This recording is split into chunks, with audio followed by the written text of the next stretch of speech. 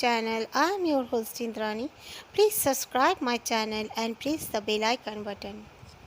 Friends, मैं भगवान के पास ये प्रे करती हूँ हमारे गॉड से कि गॉड जो भी मेरा स्टोरी सुन रहा है, मेरे सब्सक्राइबर्स हैं, उनकी हर अच्छी मनोकामनाएं गॉड पूरी करे, मेरी भी और आप सबकी भी। और भगवान अपने चरणों में हमें सदा रखे। जय श्री राम। फ्रेंड्स, आज मैं आपके साथ दो स्टोरी शेयर करने जा रही हूँ जो एक अच्छे प्रेत की है और एक बुरे प्रेत की। तो एंड तक ये वीडियो जरूर सुनना। पहली स्टोरी है कुंदन जी की। कुंदन बताते हैं वो अपने घर का ही एक स्टोरी हमारे साथ शेयर करने वाले हैं। मैं कुंदन के तरीके से ही आपको ये स्टोरी सुना रही हूँ। मैं अपने घर का छोटा बेटा हूँ। मेरी मॉम, मेरे पापा और मेरे मुझसे बड़े मेरे दो सिस्टर और एक ब्रदर है। हम लोग बहुत ही राजी खुशी से वहाँ पर रहा करते थे। हमारे दादा दादी भी हमारे साथ रहते थे। वो घर हमारा बहुत ही पुराना था। मेरे दादाजी के पापा ने वो घर बनवाया था। बस थोड़ा सा रेनोवेट मेरे पापा करवाए थे, बाकी वो घर बहुत ही पुराना था। हमारे घर के ठीक एंटर होते ही सामने गार्डन में एक बहुत ही बड़ा बेल का पेड़ था। उस बेल के पेड़ पे मम्मी कहती थी, कभी उसके सामने हमें खड़े होने के लिए मना किया करती थी। और मम्मी हमेशा वो बेल का पेड़ के पास में साफ़ सुथरा किया करती थी। हमारे घर में जो सर्वेंट होते थे, उनको भी मम्मी मना करती थी कि तुम लोग वहाँ पर नहीं जाओगे और वहाँ साफ़ सुथरा तुम लोग को करने की ज़रूरत नहीं है। मम्मी सुबह सुबह उठ के खुद ही वहाँ साफ़ सुथरा किया करती थी। कभी पत्ता भी गिरे रहने देना पसंद नहीं करती थी। मैं जब मैट्रिक में आया तो मम्मी को मैंने ये पूछा कि मम्मी, आप रोज़ वो बेल का पेड़ के पास जाकर 2 टाइम अगरबत्ती लगाते हो, कुछ ना कुछ भोजन देकर आती हो, कैसे क्या है मम्मी उस वहाँ पर? तो मम्मी ने कहा, कुछ नहीं बेटा, जो बोलती हूँ बस उतना ही आप लोग जान कर रखो, वहाँ पर जाना नहीं।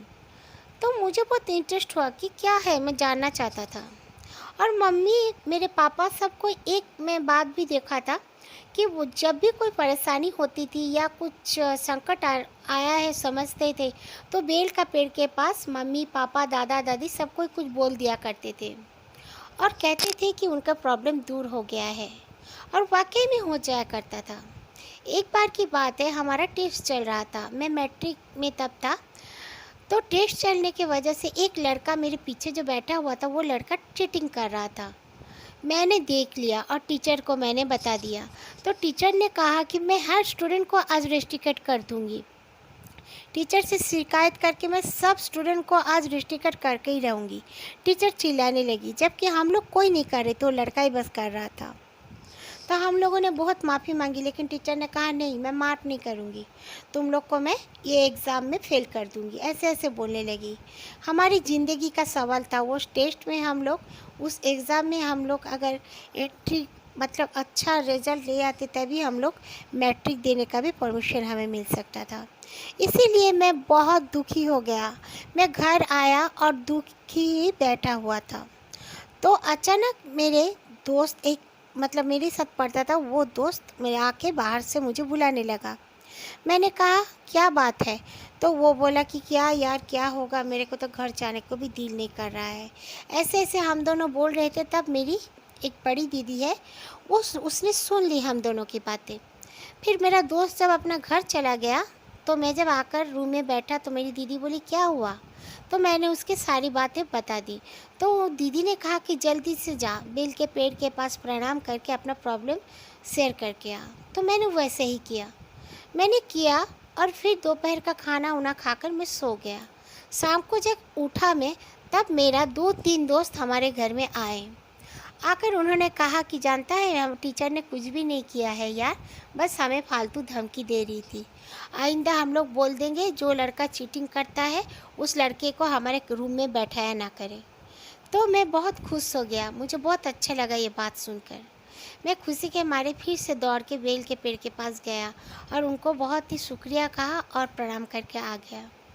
ऐसे कई बातें मैंने उनसे कहा था और वाकई में मुझे वो सब मिल जाया करता था।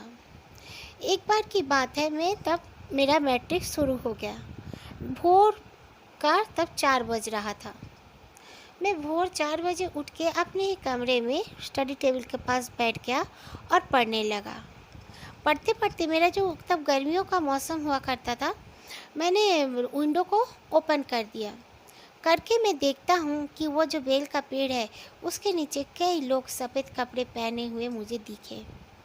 अंधेरे में भी बाकायदा वो लोग बिल्कुल साफ साफ मुझे नज़र आ रहे थे, क्योंकि उनके शरीर में जैसे लाइटिंग पड़ रही थी, इस तरह वो लोग चमकदार लग रहे थे। मुझे काफ़ी डर तो लगा, लेकिन फिर भी मैं बिना डरे ही उनको कुछ समय तक देखने लगा और अपने हाथ जोड़कर बोला कि मेरा मैट्रिक में जैसे बहुत अच्छी मार्क आए। ये कहकर फिर मुझे थोड़ा सा डर भी लग रहा था। मैंने विंडो को बंद कर दिया और अपना पढ़ाई कर लिया। फिर दूसरे दिन मैं थोड़ा देर तक सोता रहा। सोकर जब उठा, मम्मी को मैंने ये बात बता दिया। तो मम्मी ने कहा, बेटा और किसी से शेयर करने की ज़रूरत नहीं है, तुम्हें दिखे मतलब तुम बहुत अच्छे किस्मत वाले हो, इसीलिए तुम्हें वो लोग दिखे हैं। मम्मी को वो लोग हर समय दिखते थे, और किसी को दिखे ना देखे, लेकिन मम्मी को ज़रूर दिखते थे, क्योंकि मेरी मम्मी वाकई में बहुत ही अच्छी औरत है। मम्मी ने कहा कि ये बेल का पेड़ तब से है जब हमारा घर भी यहाँ पर नहीं हुआ करता था, और यहाँ पर अच्छे प्रेत रहते हैं, इसीलिए तुम लोग भी जब तक इस घर में रहो उस बेल का पेड़ के नीचे दिया जलाया करो, अगरबत्ती दिया करो और कुछ खाने पीने का सामान भी रख दिया करो। फिर हमने जब सुना मम्मी के मुंह से ये बात, तो हमने भी वैसा करना चालू कर दिया, और वाकई में मानो दोस्तों, मैं मैट्रिक में बिल्कुल बेस्ट रैंक आया। मैंने ये विश भी नहीं किया था कि मैं इतना मतलब सोचा भी नहीं था इतना अच्छी मार्कों में मैं पास हो जाऊंगा। मेरी बड़ी सिस्टर की भी पढ़ाई उढ़ाई बहुत अच्छी थी, वो भी अच्छी तरह से अपना पढ़ाई में कामयाब हो गई। आज तक वो घर पे ही हम लोग रहते हैं। मैं खैर दूसरे सिटी में जॉब कर रहा हूँ, बट मेरे मॉम डैड वहीं पे रहते हैं, और वो बेल का पेड़ भी बाकायदा उसी तरह हमारे घर पे है। जो भी उस पेड़ के पास जाके मुराद करते हैं या तो अपनी परेशानी बताते हैं, तो सब का हल मिल जाता है। Okay, thank you. और हम लोग अब नेक्स्ट स्टोरी की ओर बढ़ते हैं। ये भी एक ऐसी स्टोरी है, मैंने आपको पहले कहा था कि एक बुरे प्रेत का। एक बार की बात है, जुगनू नाम की एक लड़की का शादी हो गया।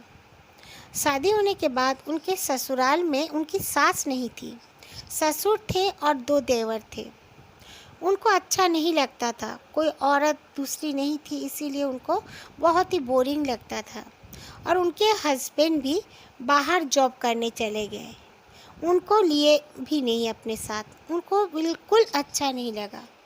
वो अपने मम्मी को उन्होंने कहा कि मम्मी, मैं यहाँ पर इस तरह नहीं रह पाऊँगी, 2 देवर और ससुर जी है, मुझे अच्छा नहीं लगता है, मैं अपने पति के साथ जाना चाहती हूँ। तो उसके मम्मी ने अपने दामाद से जब बात की, तो उनके दामाद ने कहा कि हाँ मम्मी जी, मैं उसे बहुत जल्दी लेकर आ जाऊँगा, बट अभी मेरे को कुछ परेशानी है, मैं कोशिश करता हूँ।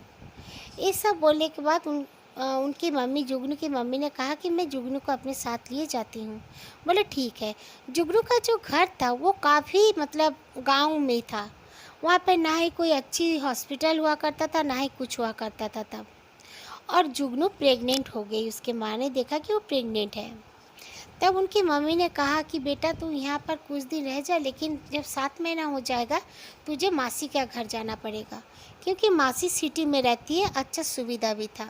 और उनकी वो पहली बच्ची जुगनू, और जुगनू का भी पहला ही प्रेगनेंसी था। तो जुगनू ने कहा ओके मम्मी, ज़रूर चली जाऊंगी। उनकी मासी उनसे बहुत प्यार करती थी। जुगनू का जब 7 महीना पेट से हो गई, वो अपने मासी के पास आ गई। उनकी मासी का घर उनका मासी ने बहुत ही अच्छी तरह से बनवाया था, बहुत ही सुंदर घर था। उनकी मासी और उनकी बेटी दोनों ही रहते थे। उनका मासी का पति भी बाहर जॉब किया करते थे। जुगनू का मासी भी जॉब करती थी। सुबह सुबह उठकर वो अपना काम धाम करके वो अपनी बेटी को लेकर स्कूल निकल जाया करती थी, क्योंकि वो भी टीचर थी। जुगनू को जब उसकी मासी लेकर आई, तो जुगनू को एक अच्छा सा कमरा दिया, और उस कमरे में अच्छी तरह से छोटे छोटे बच्चों की पिक्स भी लगा दिए, और कहा कि भगवान का नाम जपती रहना, देखना सब ठीक से हो जाएगा। जुगनू जिस दिन गई थी उसी रात को जुगनू को लगा कि उसके पास उसके मासी या उनकी बेटी कोई नहीं सोई थी, वो लोग दूसरे कमरे में सोए थे, वो अकेली ही सोई थी। उसे लगा कि उसका साथ कोई सो रहा है, सांस लेने की आवाज़ें आ रही थी। जुगनू बहुत डर गई। डर के जब उसने पीछे मुड़कर देखा तो कोई नहीं था, बट जुगनू को डर काफ़ी लग रहा था। उसने लाइट ऑन करके सोया। फिर दूसरे दिन मासी को जब ये बात उसने बताई तो मासी ने कहा ऐसे कैसे हो सकता है, इस घर में हम लोग 7 साल से रह रहे हैं, ऐसा कुछ नहीं है, और मेरे घर में मैं पूजा पाठ वगैरह भी करती हूँ। मैंने कहा ये कमरा आपका बंद ही रहता है ना मासी? तो मासी ने कहा हाँ, ये कमरा मेरा बंद ही रहता है। ये क्यों? और 2-3 कमरे जो है सब बंद ही रहता है, बस हॉल रूम और एक बेडरूम ही मैं यूज़ करती हूँ, क्योंकि मेरी बेटी और मैं एक ही रूम में सोते हैं। तो जुगनू ने और कुछ ज़्यादा उनसे बहस नहीं की। सुबह अपना नाश्ता वास्ता किया, फिर वो थोड़ा इधर उधर टहलने लगी। तब एक जगह उन लोग का, मासी लोग का एक मतलब घर का ही एक प्लेस था, किचन से बाहर जाया जा सकता था। वो क्या कि पीछे के दरवाजे के पास, मतलब वो किचन से दरवाजे को खोल के वो थोड़ा सा बाहर निकल गई। बाहर निकलते ही लगा कोई मेन डोर में बहुत ज़ोर ज़ोर से नॉक कर रहा है। जब वो आके दरवाज़ा को खोला तो देखा सामने कोई भी नहीं था। वो इधर उधर भी थोड़ा निकल के भी देखी, लेकिन कोई नहीं था, रास्ता भी पूरा पूरा खाली था। वो थोड़ा सा डर गई और सोची कि ये क्या हो रहा है मेरे साथ, मुझे इस घर में अच्छा नहीं लग रहा है। ऐसे कई बार, एक बार वो रात में सो रही थी, अचानक से जैसे किसी ने उसका चादर खींचा। वो बहुत डर गई। फिर एक बार उसका पति उसके से मिलने आ गए। उसके पति मिलने आए जब, तब उनके पति उनके पास, वो दोनों एक ही रूम में सो रहे थे, तो उनके पति ने उनको अचानक से उठाया और बोला कि ये कौन रो रहा है। जब जुगनू सुनना चाहती थी तो वो भी सुन पा रही थी, जैसे कोई कमरे के अंदर ही उनका कोई रो रहा है कोने में बैठकर। बाकायदा मुसलसल वो आवाज़ आती रही, पर जुगनू ने कहा कोई बात नहीं, अब सो जाओ। फिर उसका पति सो गया और उसके पति ने कहा कि तुम अपने माँ को यहाँ पर बुला लो, तुम इस तरह अकेले मत सो इस हाल में। तो उन्होंने कहा ठीक है। जुगनू ने अपने माँ को बुला लिया। उनकी माँ आ गई और जुगनू का प्रेगनेंसी का टाइम भी हो गया। उनकी एक बहुत ही सुंदर सी बेटी हो गई। वो बेटी सारी सारी रात रोती थी, सोना ही नहीं चाहती थी। दोपहर में भी अकेले अगर हम लोग उसके पास सोए भी रहते थे तो भी इस तरह उठ जाती थी जैसे उसको कोई मार के उठाया हो। और जुगनू को आमने सामने बार बार काला साया दिखने लगा। जुगनू की मम्मी भी काफ़ी डर गई। उन्होंने कहा इस तरह बच्ची रोती है, तबीयत वबीयत सब ठीक होने के बावजूद। और उसके माँ भी, मतलब जुगनू के माँ को भी काला साया दिखने लगा। दरवाजे के उस पार, मतलब दरवाज़ा बंद है, फिर भी दरवाजे के उस पार से कोई काला साया उनके रूम में कभी आ जाता तो कभी निकल जाता। ये देखकर जुगनू के माँ ने कहा बस बेटा, और नहीं, यहाँ पर हम नहीं रह सकते, चलो गांव चलो। तो जुगनू के मासी ने कहा क्यों इतनी जल्दी चली जा रही हो, बेटी को 6 महीना का तो हो जाने दो। तो बोले नहीं नहीं, हम लोग गांव में हैंडल कर लेंगे। फिर जुगनू और जुगनू की मम्मी जब गांव में चले गए तो जुगनू सोच रही थी कि मेरी बेटी तो इतना रोती है, पापा भी डिस्टर्ब हो जाएंगे, मेरा भाई सुबह सुबह कॉलेज जाता है वो भी डिस्टर्ब हो जाएगा। लेकिन उसने जब घर में वो लोग पहुँचे तब 7 बजे थे शाम के। उस रात उसकी बेटी बहुत अच्छी तरह से सोई और कभी उस तरह से परेशान नहीं हुई जुगनू। उनकी बेटी कभी वैसा परेशान की ही नहीं। फिर जुगनू का माँ ने भी कहा कि बेटा मौसी के घर ठीक नहीं है, उसके घर में ही ऐसा कुछ है जो बच्चा इस तरह रोती थी और परेशान होती थी। जुगनू भी सोचने लगी कि वाकई में मेरी बेटी को शायद ऐसा कुछ दिखता था, या वो लोग ऐसे कुछ करते थे मेरे बेटी के साथ जो मेरी बेटी इस तरह रोती थी जैसे कि उसे मार रहा हो। अभी भी भूल नहीं पाती है जुगनू वो बात, और बहुत ही पछताती है कि मैं मासी के घर में गई ही क्यों थी। Okay, thank you friends. अगर आपको मेरी ये स्टोरीज़ अच्छी लगी तो प्लीज़ लाइक कर देना और अपना फीडबैक मुझे ज़रूर देना। जय श्री राम।